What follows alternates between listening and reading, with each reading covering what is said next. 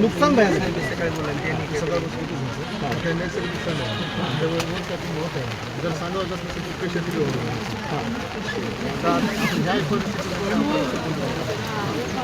काही करायची आवश्यकता नाही. तरी आता मी 1200 मला 4 पिकं मागितली. JCB तयार जर पाणी जर जात नसेल तर काढून JCB आहे इरिगेशन ऐका ना यार काही अडचण नाही. पण आता तेवढाच एक पर्याय करू, यांची मशीन इथं राहील.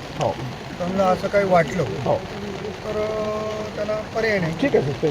आणि माझी सगळ्याला विनंती राहणार आहे हात जोडून, आत्ता जसं बघायला म्हणून जरी बाहेर आल्या तरी तसं येऊ नका. घर पडलं घर मिळेल, जनावरं गेले जनावरं मिळतील, पण जीवितहानी झाली तर ती वापस येणार नाही.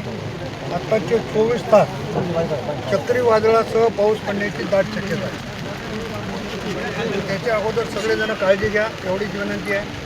आम्ही सकाळी 4 वाजल्यापासून सगळीकडे फिरतोय, सगळं चित्र बघतो. आता खूपच वाईट परिस्थिती निर्माण झाली.